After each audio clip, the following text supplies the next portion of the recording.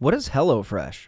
With HelloFresh, you get farm fresh, pre-portioned ingredients and seasonal recipes delivered right to your doorstep. Skip the trips to the grocery store and count on HelloFresh to make home cooking easy, fun, and affordable. That's why it's America's #1 meal kit. Fall is right around the corner, and HelloFresh is there to help you plan for the busy season ahead with tasty dishes delivered right to your door. You just simply choose recipes and pick your delivery date, then lay back and enjoy the last days of summer, knowing that dinner is covered. Parents have enough back-to-school shopping and planning to do. Let HelloFresh get the groceries and save you some cash with pre-portioned meals, again, delivered right to your door. So when life gets busy, don't call for delivery, go with HelloFresh. I've been using HelloFresh for a while now, and I cannot tell you how much simpler making dinner has become. It really does give me one less thing to worry about. So go to HelloFresh.com/50whokilled and use code 50whokilled for 50% off plus free shipping. Again, go to HelloFresh.com/50whokilled and use code 50whokilled for 50% off plus free shipping.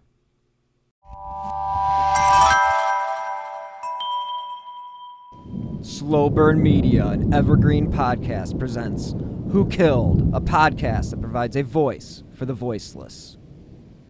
Hello and welcome to this week's episode of Who Killed. I'm your host, Bill Huffman, and this is a Slow Burn Media, Evergreen Podcasts, and Killer Podcast production.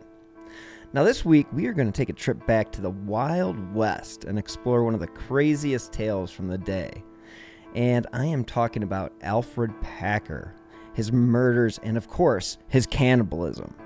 But I do want to say, before we get started, that there has been some updates in the Idaho 4 case, and those have been mostly from the releases from the FOIA requests made by the media, and these do detail some of what they did take when they did arrest Brian Kohberger at his home. Some of the things are quite disturbing, such as the fact that he was wearing surgical gloves to dissect his possessions from his parents' garbage, and that is just a sign that he was trying to discover or hide his DNA so it wasn't discovered. Now, again, this is just one of those examples of a criminology student knowing what the police would be looking for. And again, with this case getting closer and closer to trial, do believe that it will happen eventually. There were some interesting things, such as, basically a murder kit, such as a black hat, black gloves, tight black clothing. And it was definitely one of those cases where he was well aware of what he was doing. So anybody who wants to pretend like this was some random act, they need to double check their information and really look into what they have recovered and what they used to pursue this individual. And again, he is innocent until proven guilty, but again, the things that are stacking up against him are considerable. So let's just move on from that and hope that they can continue to keep things close to the vest. But it is one of those cases that has a lot of interest, and of course there are going to be people who are asking lots of questions, and that is from the national to the local to the international media. So again, you will hear different things coming out throughout the case. Whether or not you will take those with a grain of salt, which I hope you do, again, that's up to you. But do know that they are doing their best to keep this one under wraps, and they don't want to screw this case up. So there will be pretty much not much information coming from an official source. You will hear leaks from certain individuals, but you don't ever get what's really going on. And again, you don't want to, because again, in this case, you really want to see this guy serve what he is destined to serve, which is life in prison. Now, he could get the death penalty, but as we've discussed with other guests, this is a state where they have barely put anybody to death since the reinstatement of the death penalty in the 1970s. So it may be a fool's errand to go down that path, but again, that is up to the families. And if they want to go through the pain of the appeal process, then have at it. This guy deserves what he gets, and if death is what it is, then so be it. But again, innocent until proven guilty. At the moment, things don't look good. I do think it's interesting that the attorney that he has representing him was at one point one of the victims' family's attorneys. So kind of interesting there. I mean, a little bit of a conflict of interest in my opinion. But again, she's a public... Well, let's get back to what we originally started discussing here in this episode. And that is one Alfred Packer. And we're going to pick up in 1874. And that is with the article, The Great Colorado Tragedy of 1874. This was written for The Independent, and it states, Alfred Packer was sentenced to death for murder in the vicinity of Lake City, Colorado in the winter of 1873 and 1874. He is now being confined in the Gunnison jail for his own safekeeping. Now, this article at the time was seeking an interview, and with the consent of his counsel and the district attorney and the sheriff, J.H. Bowman, they were ushered in and introduced to the prisoner, with whom they spent nearly 6 hours, and they talked freely, and he spoke unhesitatingly. Now, Alfred Packer says he was born at or near Harrisburg, Pennsylvania on February 21st, 1848, and is therefore now 36 years of age, and is unmarried. The first and fourth fingers on his left hand are missing. He says they were amputated, the results of an accident on a sawmill near Harrisburg when he was 12 years of age.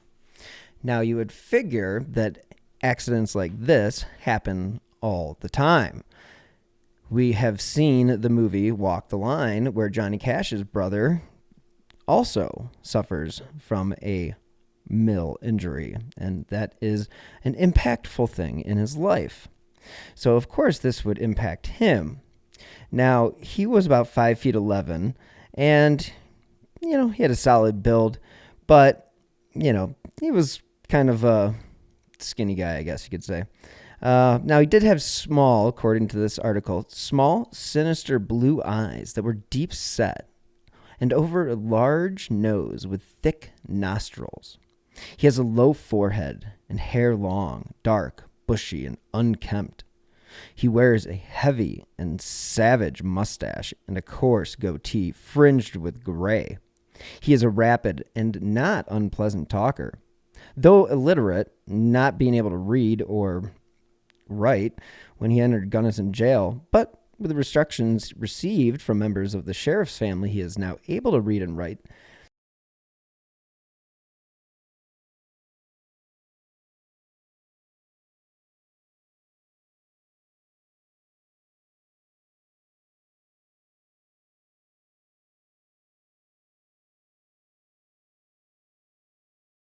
Of murdering his 5 companions 10 years ago. Now, this was near Lake City, and again, this was in Hinsdale County.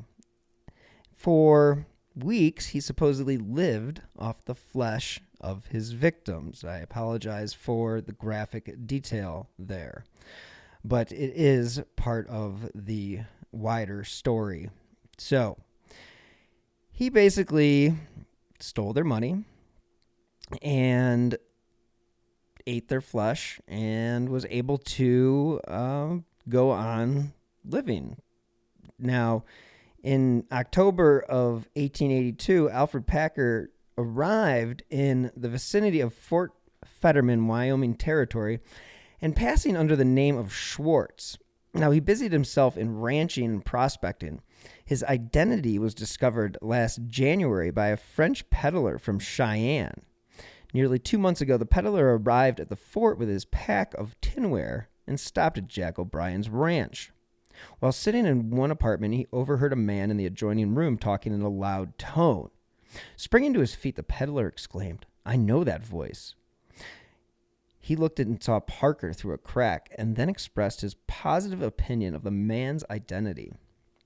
He described the two missing teeth, and lack of index and little finger on his left hand. Now, he related that Packer had threatened to kill him and dared not enter the room in which the murderer was sitting unconscious of the discovery of his identity.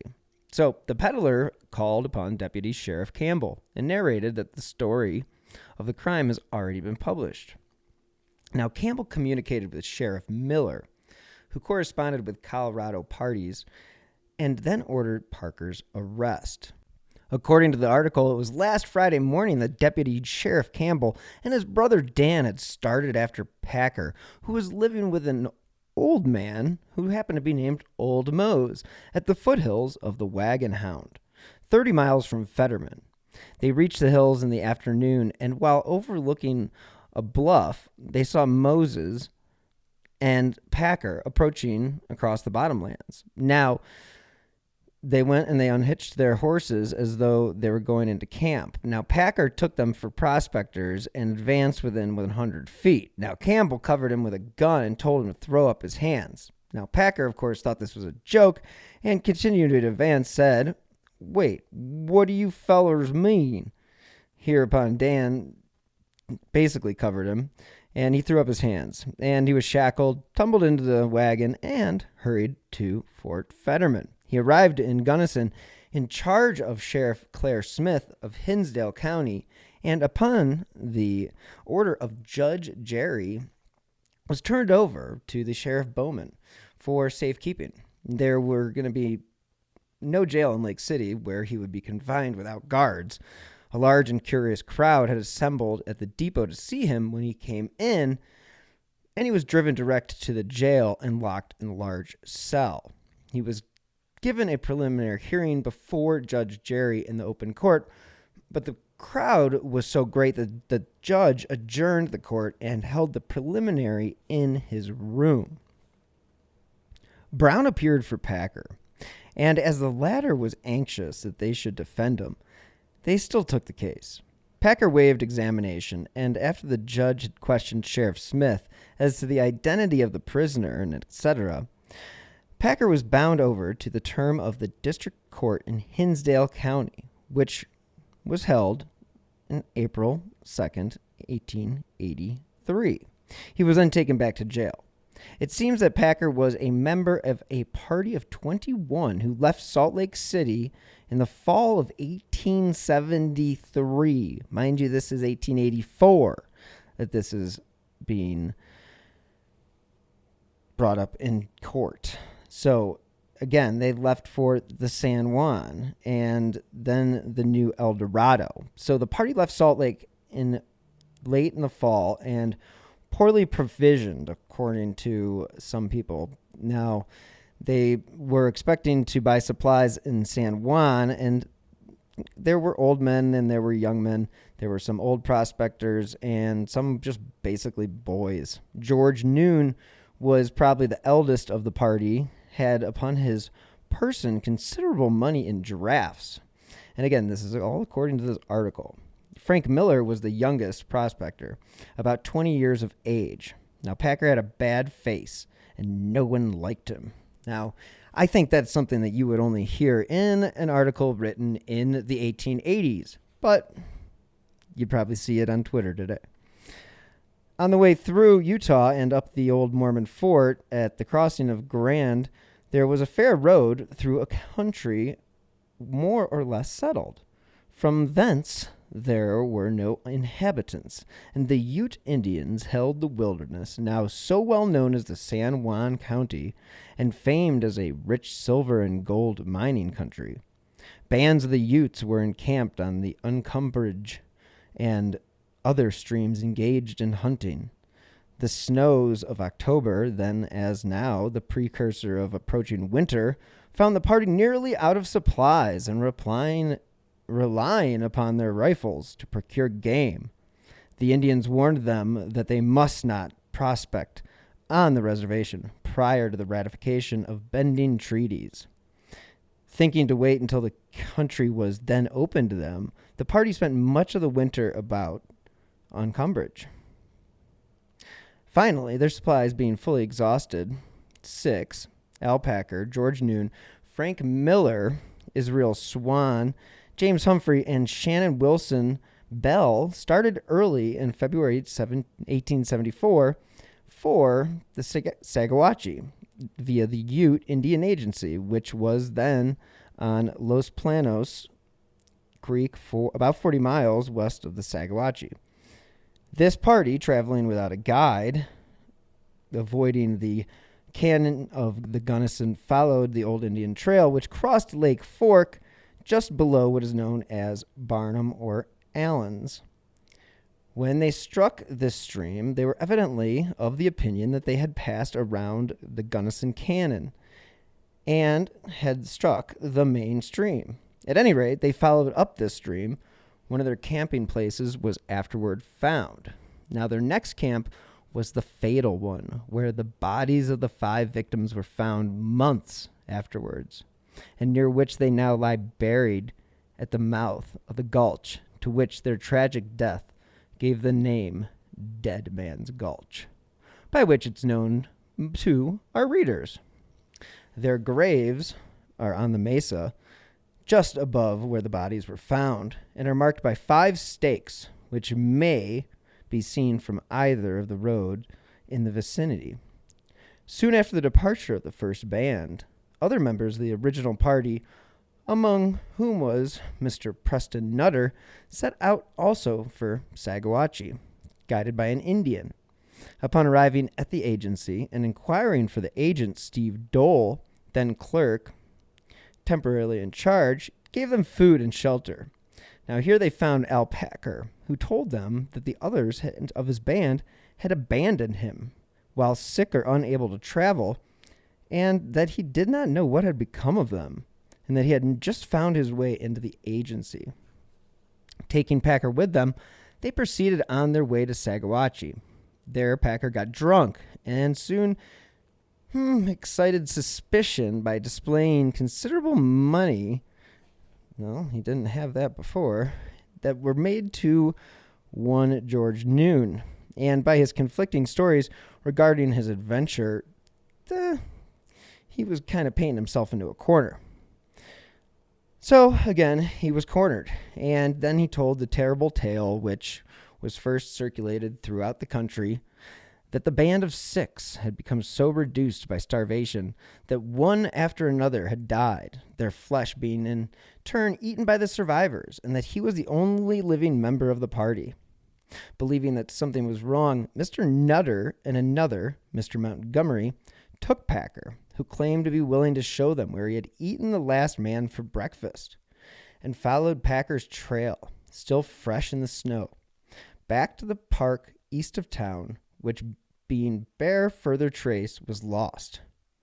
They, however, came over to the valley near Lake City, but Packer pretended to be unable to identify the surroundings or even tell this was the stream he had been on.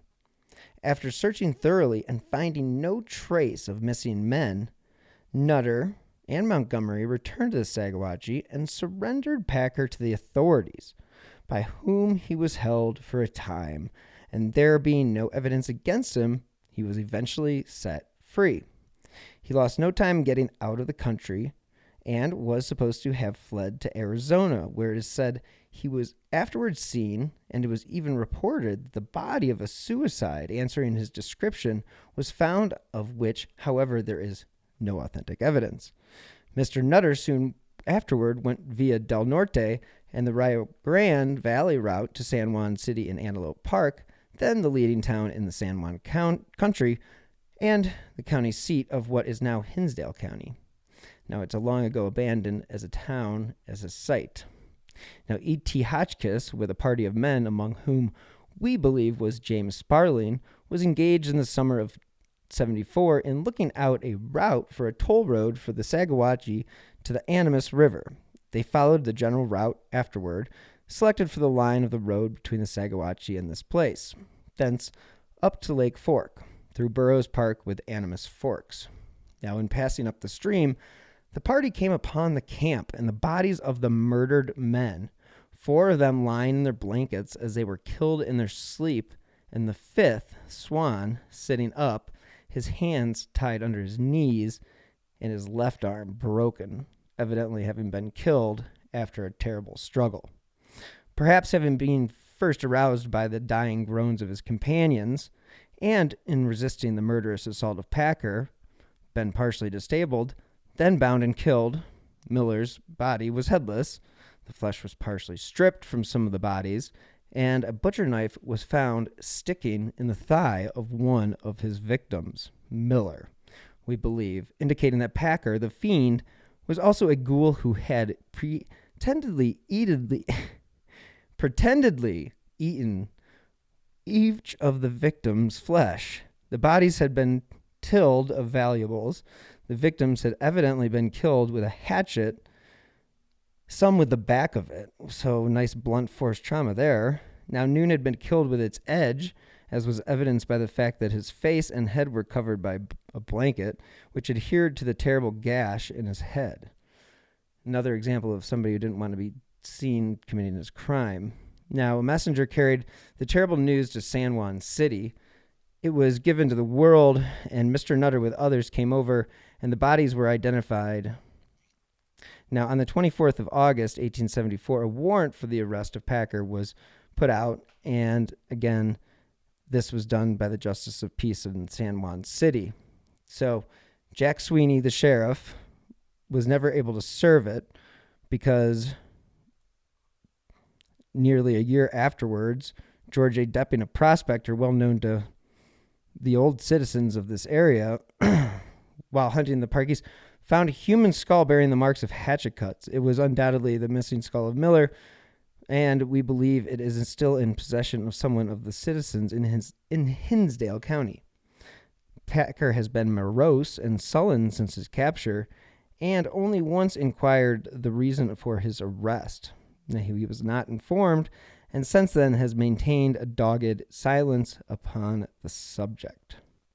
Now, this was written by one W.D. Blackburn in 1883 or 84, and it is an incredible piece of journalism because of the fact that it covers the whole story, but not really in too much detail. But the fact that it even exists is pretty incredible. So we're going to move on to the next section, and that is the pardon. So when somebody commits a mass murder, such as Alfred Packer did, you would assume that his sentence of death would at least lead him to dying in prison. Well, Governor Thomas had a different feeling on this situation and decided to pardon him as one of his last acts before he retired. Now, the grounds were his bad health, and it being certified that he is suffering from Bright's disease, which I don't even know what Bright's disease is at this point in time because it's 2023, and this was 150 years ago. But Packer's case is one of the strangest in criminal history, the article goes on to state. Alfred Packer was convicted on April 1883 in the court of Hinsdale County for the murder of Israel Swan and 4 others, and he was sentenced to be hanged. Now, the crime alleged, again, was to have been committed on or about the first day of March 1874 in the county of Hinsdale. The prosecution attempted to prove that while in the mountains, in company with 5 others who had got lost while on their way to the San Juan country and were making for the Los Pinos agency, Packer killed the 5 companions, robbed them of their money, and ate their flesh to live. Now, afterwards, prosecution claimed that Packer escaped from the sheriff and was not captured until 1883. So again, remember when I said that it was 10 years after the fact? Well, that's the reason, is because he was able to kind of avoid arrest. Now, Packer asserts that he did not escape, but left the county at the time of the investigation, and it was an instigation by a prominent citizen, and it would be months after before he was arrested. Now, they told him the case would be dropped. So, again, before the time set for Packer's execution, the Supreme Court had decided in another case that the legislature had inadvertently repealed every statute under which a conviction for murder could be, and without any special judgment of the Supreme Court, The Hinsdale County Court vacated the sentence of death and granted a change of venue to Gunnison County. Now, there, Packer was tried on 5 charges of voluntary manslaughter, convicted on the evidence in the case, and the state was put him in the penitentiary for 40 years, 8 years on each charge. Now, this was to serve continuously, not concurrently. So, again, that would be 40 years. Now, at the expiration of the first 8 years, according to this article, less good behavior time, his attorney applied on December 15th, 1882, to the Supreme Court for his release on writ of habeas corpus on the ground that, in this case, the lower court had power consolidated against the objection of the prisoner 5 different indictments for manslaughter and for killing of 5 different persona for trial before 1 jury. The attorneys for Packer also raised the question as to whether the law cumulative to sentence entered into the case. Now, the court decided against Packer. Later, an effort was made to secure his release from Cannon City through a transfer to the insane asylum on the ground that he was insane. This also filled, and, that was the time the case had been almost constantly before the Board of Pardons. Now, every governor in recent years had appealed and refused to interfere with the sentence. So the case of the cannibal, the Colorado cannibal as he became known, is interesting because he was eventually paroled, and he did die eventually. Now, he was buried at the expense of the county, and it was, one of those situations where this was an individual who was famous for committing one of the most incredibly awful crimes in the state of Colorado. So Alferd Packer was found, dead, and that's okay because nobody is going to shed a tear over a cannibal. So you have a situation here is, the result of the trial was that he was convicted. He got the 40 years. Now, this is where, in the second trial, he did get a chance to kind of be told off by the judge in a way. And it's kind of an interesting thing because he basically just reads in the riot act, and it's interesting in the sense that he's just a disgusting human being. And so anyway, Alfred Packer, this goes on to 1974. This article is from, and it's an interesting thing because the Colorado cannibal is being parlayed by this small, isolated Rocky Mountain town into a business proposition aimed at luring tourists into the region, officials say. Now, Packer's story, in which legend and fact freely mix, is a natural to attract tourist dollars. Quote, "Some people think it's distasteful, but we think it's the best way to get national recognition," said Chamber of Commerce President Bill Hall, who also owns a sporting goods store. An Alferd Packer festival, complete with barbecue, was held Saturday to commemorate the 100th anniversary of the Colorado man-eater's exploits. The central point of Packer's story is cannibalism. The former shoemaker is said to have killed and eaten the 5 companions to which he was with during the harsh winter of 1874. And again, this is when they continue to tell his story. But Packer was apparently the only one that survived, and again, things continue to move as far as honoring this individual. There is an Alfred Packer band, which has been playing for years, and it's according to, one of the music festival's organizers. It says, they've been dressing in 1840s costumes, and the band blends old-time string music with a lighthearted type of comedy. Along with a regular stage performance, the band is slated to hold a musical workshop during the festival. On top of the regular performance and the workshop, we're hoping we can persuade them to move around the park and play a little minstrel music. Reed also said the band will be playing at the festival thanks to Kansas touring program, a part of the Kansas Arts Commission. So, again, Alferd Packer is a cannibal, yet they are naming bands after him. If you think that's weird, well, let me tell you. I've got another one for you. It is the fact that at one point, and I don't know if this is 100% true to this day, but at one point, the University of Colorado's cafeteria was named after one Alferd Packer. So, it's kind of interesting and kind of morbid in the same sense. So, I mentioned the judge getting to say his 2 cents, and he did it in a good old country boy manner, and this was Judge Jerry, and he said, quote, "Stand up, y'all voracious man-eating son of a bitch. Receive your sentence. There were 7 Democrats in Hinsdale County, and you eat 5 of them. I sentence you to be hanged by the neck, only till you're dead. Dead is a warning, again reducing the Democratic population of Hinsdale. County Packer, yeah, Republican cannibal." Thus did Alferd Packer become a legend.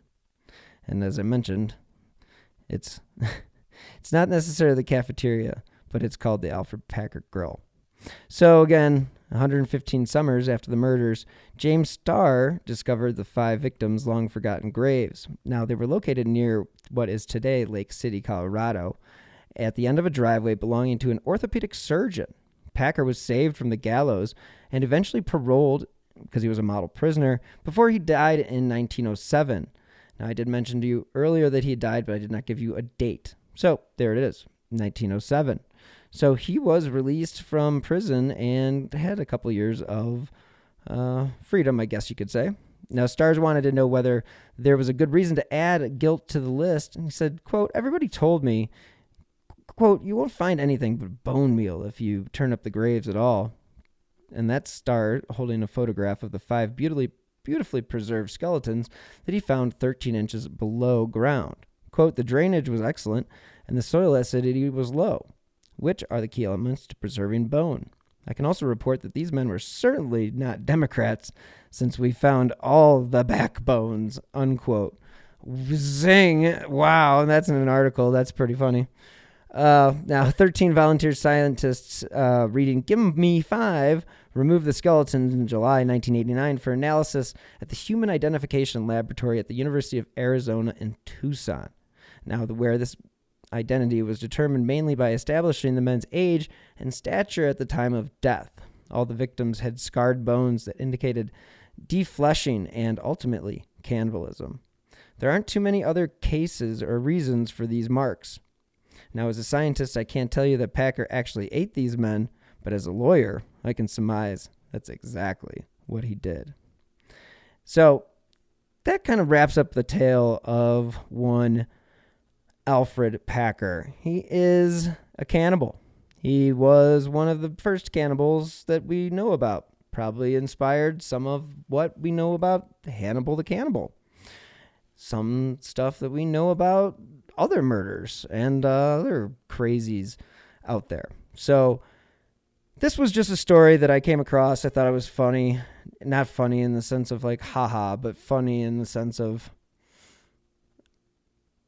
I didn't really know this story. And it's kind of shocking considering you spend most of your time in this industry looking at crimes. But again, this is a case that's 150 years old. So probably not something that you would think about. But when you live in Colorado, you start to learn a little bit about the lore. And in this situation, I felt like the case was fit for an episode of Who Killed. So at the end of the day, what we have Alferd Packer, a cannibal from the state of Utah who murdered 5 of his friends. And that's pretty much the gist of it. He was kind of crazy, and he was able to get out of jail before he was actually hung. But other than that, this guy is not something that you should be naming your band after, but I guess you run out of band names. I don't know. It's one of those things. To each his own. So, thank you guys so much for tuning in this week. I know this is a short episode, and I know that I've been sporadic as of late, but it is due to just being very busy. And I did get my tooth situation taken care of, so that's all good. So, thank you guys again. I appreciate it. If you want to help support the show, you can do so by using my Venmo at Who Killed, or you can leave a review wherever you listen to your favorite shows. So check out a brand new episode next week. As you know, I drop new ones every Friday. And if you want to know what's going on with my social media, you can follow me at Twitter at BillHuffman3. So, as usual, thank you. And as always, stay healthy and be safe.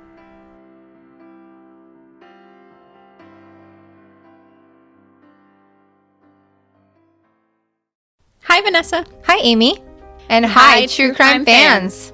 We're the co-hosts of She Goes by Jane. Every week, we'll be covering the story of a missing or unidentified woman in the United States. Stories you may have heard before. And ones whose stories didn't make it into the news. We've been covering these stories for a while. First in Amy's book of poetry, Doe. And then in Vanessa's documentary, She. But now we want to share them with you here on She Goes by Jane. And each week we'll be joined by a special guest who will read a poem in honor of the women we talk about. Can we say who? We can say who. We'll be joined by actresses like Coco Jones and Gabrielle Ruiz. And musicians like Stephanie Quayle and Kelly Moneymaker, along with authors like Louise Penny and Catherine McKenzie. So check out She Goes by Jane wherever you get your podcasts, or check out Evergreen Podcasts and their true crime channel, Killer Podcasts. We can't wait to bring you these stories. You might be surprised to know that not all serial killers are straight, cisgender white men, and the victims of true crime are not a monolith either. She's Wendy and I'm Beth, and together we host Fruit Loops Serial Killers of Color, a true crime podcast. Together we take deep dives into the true crime stories about marginalized and minoritized perps and victims that often go untold. We also provide the context and nuance that these stories deserve. At Fruit Loops, we're serving up true crime with a side of history, society, culture, and some fun. Listen to Fruit Loop Serial Killers of Color on Spotify, Google Play, Apple Podcasts, or wherever you get your podcasts.